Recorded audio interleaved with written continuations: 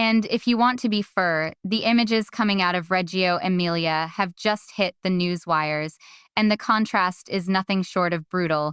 At exactly 11:15 a.m.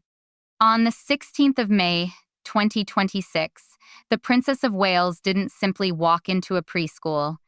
She executed what many are already calling a diplomatic masterstroke, one that may have instantly undone years of carefully built California-based PR strategy. This is breaking news from Italy that the Montecito camp never anticipated. While reports suggest Meghan Markle was in California putting the finishing touches on a major rebranding video, Catherine was standing in the center of northern Italy, proving a powerful point. Real royalty isn't something crafted under studio lights. It comes from 2 decades of quiet dedication and relentless discipline. We've been reviewing leak schedules from the Italian Cabinet Office, and the numbers are astonishing. Within only 48 hours of Catherine arriving, visitor traffic into the small city of Reggio Emilia reportedly surged by 400%.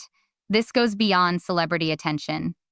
Officials are describing it as a geopolitical event. Locals have already started calling it the Catherine effect, a wave so massive it shattered previous records for solo diplomatic visits in the region. But what happened inside the walls of the Alo Diana kindergarten is what truly sent the internet into overdrive. Picture the scene. Room 4, known as the Atelier, a sun-filled room inside a historic red brick building. There were no giant security details blocking the view, no teleprompters, no production teams coaching children on how to react. Then, at exactly 11:20 a.m., a young child sitting in the corner suddenly became overwhelmed and started crying. Without missing a beat, the Princess of Wales moved past the officials waiting nearby, lowered herself directly onto the floor, and began speaking with him. Now witnesses inside that room are stepping forward to describe what happened next. One teacher recalled the moment to reporters, saying the princess didn't simply smile politely and move on. Instead, she leaned closer and spoke in flawless Italian, calmly asking the child about his drawing. According to that teacher, the atmosphere shifted instantly. It was as if everything around them disappeared. Because Catherine wasn't there for staged photographs, she wasn't performing for cameras, she understood the curriculum. What people were witnessing was a real-world extension of research and work she had spent nearly 20 years studying, and that became the silent punishment. Because, while this moment unfolded in Italy, thousands of miles away in Montecito, Meghan Markle was releasing a promotional campaign for her lifestyle brand. And according to observers, the timing was impossible to ignore. Critics described Meghan's video as a dramatic and heavily staged reel featuring the Duchess in an evening gown, gazing intensely into the camera while presenting jars of jam. But while Catherine was kneeling beside children in Italy, the world saw something very different. A contrast between celebrity branding and public service, between selling an image and fulfilling a mission. If you're enjoying this deep dive into this unfolding royal chess match, hit that like button now and subscribe to the channel. We're tracking every twist in this tour, and you won't want to miss what comes next, including the reported financial ripple effects unfolding back in California. And drop your thoughts below. Is Catherine's quiet influence proving stronger than Meghan's Hollywood-style approach? We want to hear your take. The authority behind Catherine's appearance isn't built solely on titles or headlines. It rests on expertise. Sources confirm that before arriving in Italy, Catherine had already studied the latest long-term research from the Reggio Emilia International Center. She wasn't asking surface-level questions. Reports indicate she was discussing early childhood development systems and neural frameworks with leading experts in the field. This is what many call the authority ladder. Level 1. The image of Catherine speaking fluent Italian, a skill she quietly developed years ago during her time in Florence. Level 2. Official observations from Italy's Ministry of Education noting that her questions were deeply technical and exceptionally informed. And Level 3. Results. Because she didn't simply tour a program, she effectively validated an entire educational philosophy. The formula behind this PR triumph is straightforward but devastating for competitors. Step 1. Arrive alone. proving you don't need anyone beside you to carry the weight of the crown. Step 2. Speak the local language, instantly removing the barrier between public figures and ordinary people. Step 3. Immerse yourself in a field you've spent 20 years mastering, making any lifestyle campaign released at the same moment appear shallow by comparison. By mid-afternoon on May 16th, reports suggested the Italian tour hashtag had surpassed Meghan's brand launch at a staggering 10-to-1 ratio, and data tells its own story. Catherine never needed to mention her sister-in-law. She didn't have to compete directly. She simply entered the room as the most prepared person there, and that may be the moment everything changed. Because the Alo Diana moment appears to have proven one thing. In the battle for global influence, substance still moves faster than scripts. Stay with us, because if the timeline is any indication, this story is accelerating fast. To fully grasp the scale of the victory unfolding in Italy, we need to examine the forensic timeline behind what many are calling the Montecito collapse. This isn't a streak of unfortunate events. It's a documented pattern of strategic breakdown. And standing here on the 18th of May, 2026, the evidence suggests the Sussex brand didn't simply run into trouble, it shattered. And according to this timeline, the cracks first appeared exactly 2 years ago. The first major red flag surfaced on the 15th of May, 2024. Back in Montecito, the launch of American Riviera Orchard was expected to become the definitive response to the influence of the royal family. But instead of witnessing the rise of a global empire, audiences saw 50 jars of jam products that reportedly arrived with labels already peeling apart before reaching influencers. And for many observers, it became symbolic of the entire operation itself, luxury presentation on the outside, but failing to hold together where it truly counted. At the time, analysts described it as an amateur attempt at playing in a billionaire arena. But behind the scenes, the real damage was quietly unfolding in financial offices. Then came the 10th of December, 2024. By this point, the issues had expanded beyond lifestyle branding and entered the world of international diplomacy. In Canberra, the Australian government made a decision that reportedly sent shockwaves through veteran circles, the withdrawal of a £5 million funding package linked to the Invictus team. And the internal audit behind that decision painted a troubling picture. According to reports, nearly 30% of the allocated funds had allegedly been redirected toward public relations expenses, travel arrangements, and security costs associated with Harry and Meghan themselves. The message from Australian officials was unmistakable. They no longer wanted to finance what critics described as a personal brand operating under the image of a charitable mission. But the financial bleeding continued. Then, on the 15th of January, 2025, the fracture widened dramatically.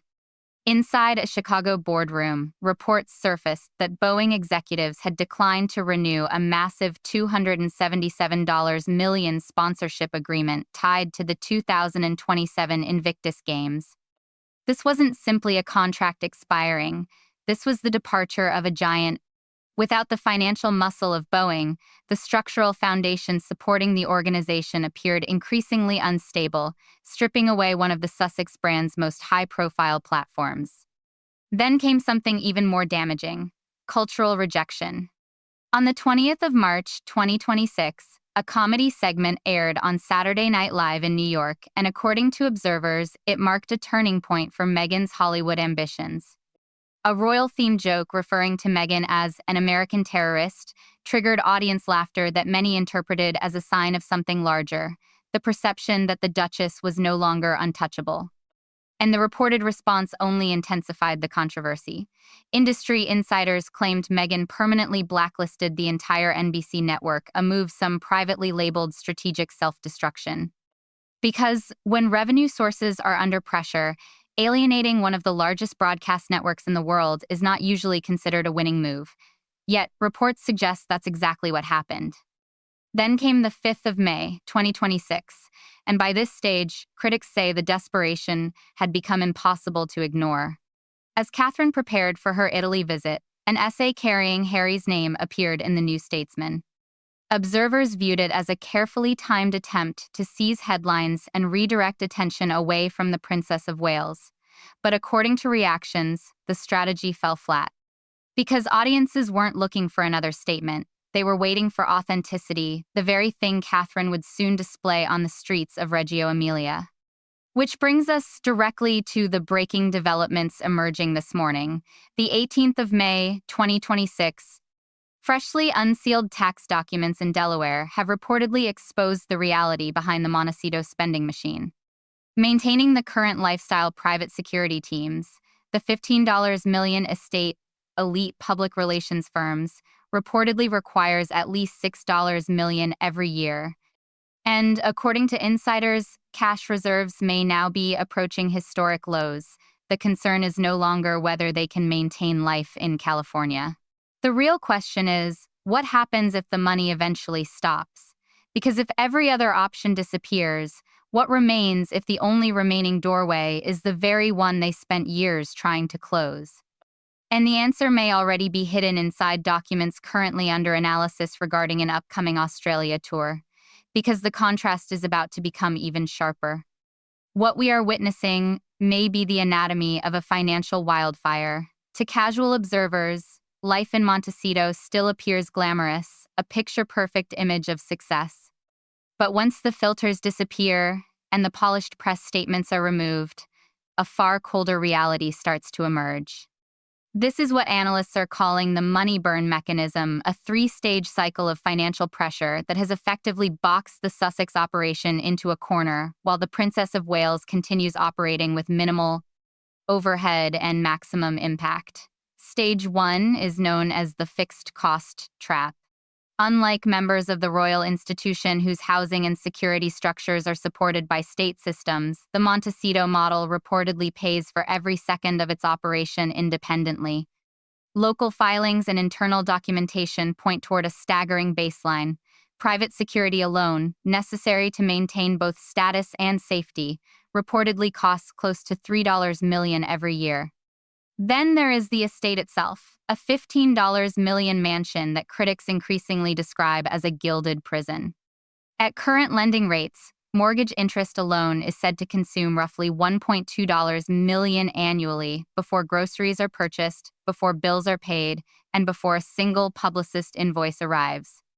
Before anything else happens, the Sussex operation is already facing a deficit of $4.2 million. And that brings us to the critical trigger point.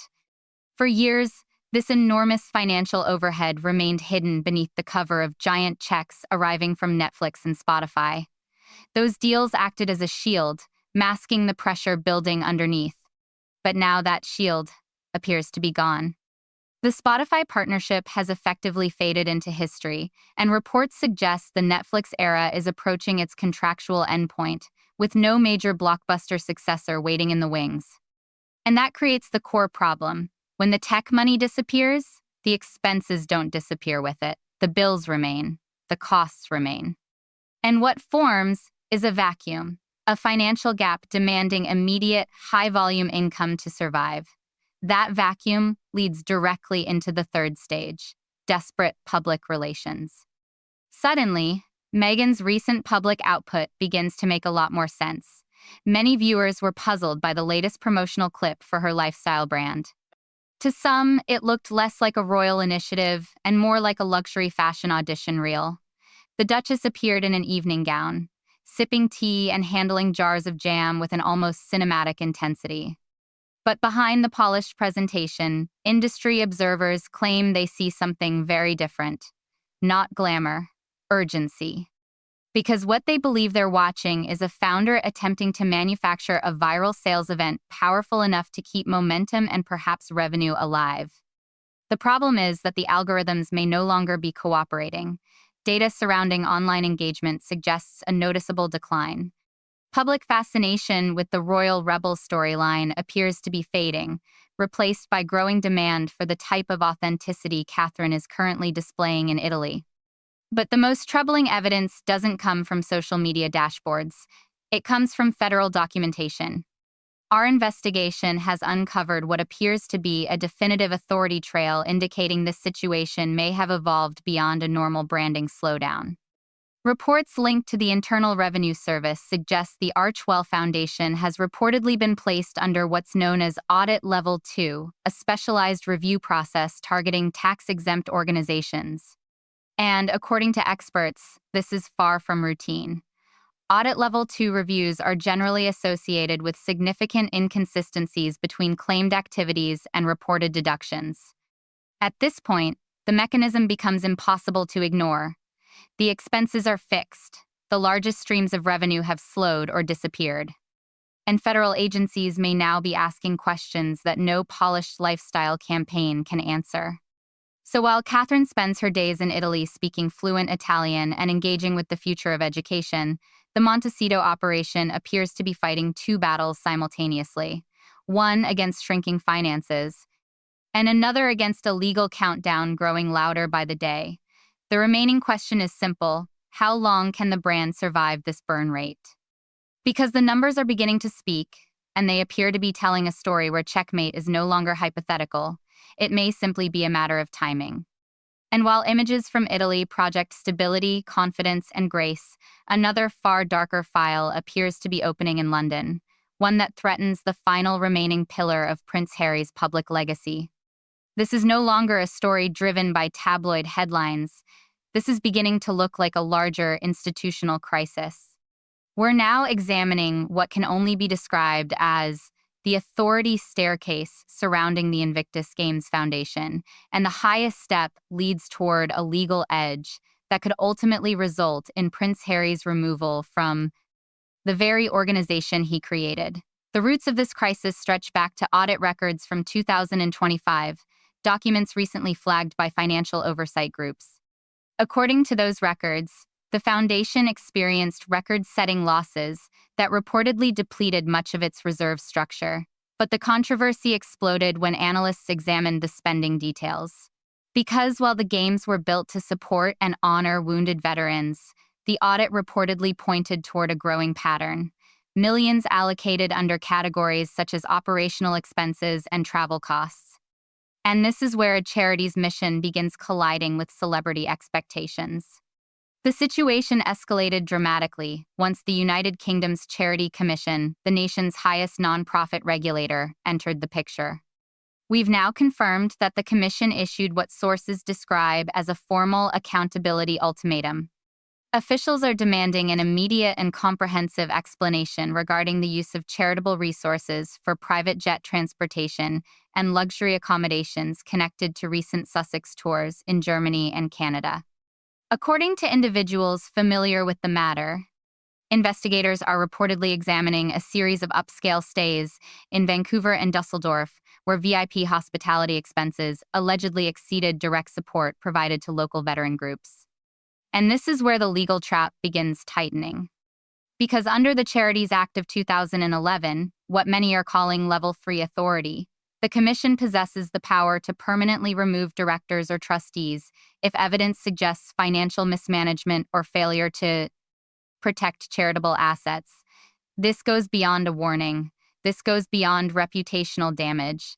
For anyone attempting to lead an international organization, it could become a career-ending outcome. Because if Harry cannot demonstrate by the September 2026 deadline that every private flight and every five-star arrangement was a necessary component of veteran welfare, the result could be devastating. A complete ban from managing the foundation itself. And now consider the timing, because today is the 18th of May, 2026, and the countdown toward September has already begun. While Catherine continues building international goodwill by kneeling on classroom floors across Italy, reports suggest Harry is now engaged in high-pressure discussions with legal advisors in a fight to protect his position. The ultimatum from the Charity Commission leaves very little room for interpretation. The mission of the foundation was always meant to serve soldiers, not support the optics of a Hollywood-inspired image campaign. And the irony surrounding this moment is difficult to ignore. The Invictus Games once stood as the one institution many believed existed beyond criticism, a cause viewed as morally untouchable, separate from palace disputes and royal controversy. But by intertwining the charity's identity with a larger personal branding operation, the Sussex camp may have activated a regulatory process that can't simply be managed with carefully crafted headlines or press statements. Because the crisis surrounding Invictus isn't solely financial. It's a collapse of trust, and if Harry ultimately loses his position under the Charities Act, the final connection to his former public identity centered around service could disappear entirely. As this legal storm grows stronger in London, another question is beginning to emerge from behind the scenes. With Boeing stepping away and public pressure mounting over the £26 million in taxpayer commitments tied to the Games, what happens if the foundation reaches insolvency before the September deadline arrives? The answer may already exist inside a confidential memorandum, reportedly circulating between the palace and the Ministry of Defense documents, hinting at a dramatically different future for the Invictus Games. A future that may not involve the Duke of Sussex at all. And now, as we move deeper into May 2026, the divide between London and Montecito has evolved far beyond a simple rivalry. It has become a credibility gap. Today, May 18th, may eventually be remembered as a defining moment in the era of modern influence. Because on this day, two entirely different strategies finally collided before the court of public opinion. On one side stands the quiet influence of Catherine, Princess of Wales. On the other, the amplified strategy surrounding the Duchess of Sussex, and the numbers increasingly suggest one side is constructing a legacy while the other struggles to preserve a brand. Catherine's solo visit to Italy has been described by diplomatic observers as a silent declaration. By choosing to travel independently, without Prince William at her side, she appears to have dismantled a long-running narrative suggesting she was simply a supporting figure within the royal system. Following her recovery, she has returned, not as a symbol of hardship, but as a symbol of stability. And this is the core principle behind soft power. Respect isn't demanded. It's earned so naturally that it arrives without asking.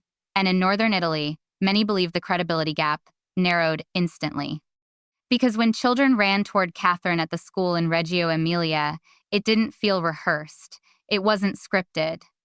It appeared to be a spontaneous response built upon nearly 20 years of steady and consistent public service. But while international attention remains focused on Catherine, a very different conversation appears to be unfolding in Montecito. Because while the Princess of Wales is emphasizing education and childhood development, reports suggest the Sussex strategy may now be shifting toward what media analysts describe as loud power. This morning, reports surfaced claiming a high-stakes proposal involving a televised vow renewal ceremony is currently being presented to major streaming platforms. And the number attached to it is extraordinary, $10 million. The proposed narrative centers around reclaiming happiness and retelling their love story, this time outside the structure of the institution they left behind, and this may represent the strategic breaking point. Because while Catherine uses monarchy as a vehicle for service, critics believe the latest California proposal risks turning marriage itself into a commercial solution for a multi-million-dollar financial gap. And the contrasts could not be sharper. One woman is seated on the floor of a school classroom, speaking fluent Italian and engaging with the next generation. The other, according to reports, may be attempting to package private life for public sale. At this point, the credibility gap is no longer simply social. It risks becoming a liability. Meghan's reported decision to permanently blacklist NBC following the Saturday Night Live mockery highlighted what many see as a major weakness within the loud power strategy. Because in Hollywood, becoming the joke can dramatically alter market value. And the ridicule itself carried significance beyond comedy. To many observers, it signaled that cultural gatekeepers had changed their posture. Because while Catherine continues receiving support from foreign institutions and public audiences alike, the Sussex operation increasingly appears disconnected from the media networks that once amplified their influence. By the afternoon of the 18th of May, 2026, the authority trail had become impossible to ignore.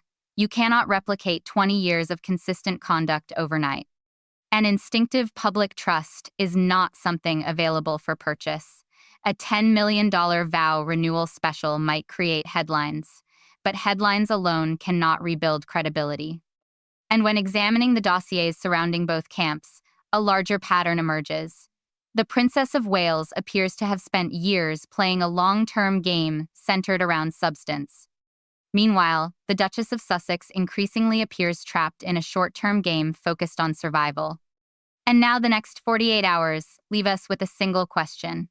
Can a brand built on loud power continue surviving in a world that increasingly seems drawn toward the soft power of a future queen? We're watching the answer develop in real time, and the next move on this global chessboard may change everything. As the final hours of the 18th of May 2026 begin slipping away, the information emerging from Italy has delivered perhaps the strongest authority signal we've witnessed in years. The global chessboard is moving, and for the first time, the final sequence of this institutional struggle is beginning to come into focus. When we examine the financial burn rates, mounting pressure surrounding the Invictus Games, and the undeniable rise of the Princess of Wales, three very different scenarios now appear to be standing directly in front of the Montecito operation as it enters the second half of the year. The first, and potentially most explosive, is a complete media blackout. If the NBC freeze remains in place and leadership changes at CBS continue steering toward a more traditional media direction, the Sussex operation risks losing the one resource sustaining its expensive infrastructure: access.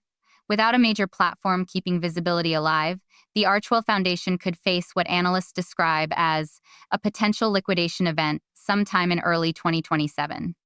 And under this scenario, we may witness the most dramatic extraction of all. Prince Harry returning to the United Kingdom alone, attempting to negotiate a solution to preserve Invictus, while the Duchess stays behind in California to pursue an independent rebranding effort. Then comes the second possibility: the brand downgrade.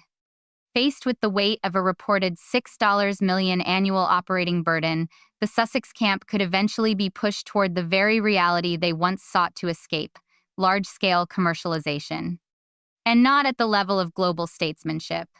We're talking about a shift from international icons to high-visibility reality personalities appearing in scripted docuseries, endorsement campaigns, and luxury lifestyle content stripped of royal significance. Yes, this path might keep Montecito functioning, but it could permanently remove them from the larger global stage currently occupied by Catherine and William. However, analysts increasingly point toward a third outcome as the most likely, and they are calling it checkmate in Australia. Later this year, the Prince and Princess of Wales are expected to visit Australia. But this is being viewed as something much larger than a routine royal appearance. For many observers, this represents a strategic operation. Because Australia was once considered one of Harry and Meghan's strongest territories, the place where public enthusiasm around the Sussex story arguably reached its highest point. And if Catherine can recreate the same momentum witnessed in Italy, if Sydney and Melbourne respond with the same energy, if she captures public sentiment using the same calm authority and technical depth displayed in Reggio Emilia, then the narrative surrounding who represents the future of global royalty could shift permanently. Australia may become the final proving ground of the Sussex legacy. And what makes that reality even more striking is this: the Princess of Wales may already be winning over hearts across the Commonwealth before her plane has even landed. But the most startling development of all may have arrived only hours ago. Sources connected to Kensington Palace reportedly indicate that a confidential strategic memorandum was finalized and delivered directly to King Charles earlier this morning. According to reports, the document outlines a 10-year framework for the future direction of the Commonwealth. And individuals familiar with portions of the material claim one detail stood out immediately: Meghan Markle's name reportedly does not appear once. If true, it would suggest something extraordinary. Not simply exclusion from headlines, but exclusion from the institution's long-term calculations. Meanwhile, as reports suggest, Harry is attempting to secure assurances involving respect and a unique security arrangement before any possible return to London in September, many observers believe one fundamental principle may have been overlooked. Because within the monarchy, respect operates differently. Respect is accumulated, built slowly, earned through years of consistency and service. It is not language that can simply be inserted into legal paperwork. And as the sun sets on May 18th, the Princess of Wales may have demonstrated something larger than influence. She may have reminded the world that the most powerful tool within the royal arsenal is not a press release, not a rebrand, not even a $10 million televised vow renewal. It's showing up, doing the work, and allowing the outcome to speak for itself. Because in the end, this battle won't be decided on television interviews or streaming specials. It may ultimately be decided on the streets of Sydney. So now we hand the question over to you. Are you standing with the quiet discipline of the princess or the louder glamour surrounding the Duchess? This file remains far from closed. If you want immediate access to the latest developments and the unsealed reports surrounding the Australia tour, subscribe now and switch on notifications, because this story is moving faster than the headlines themselves. Like this video if you want us to continue uncovering the details, and tell us below, has the Montecito brand already reached checkmate? We're only at the beginning. Stay tuned.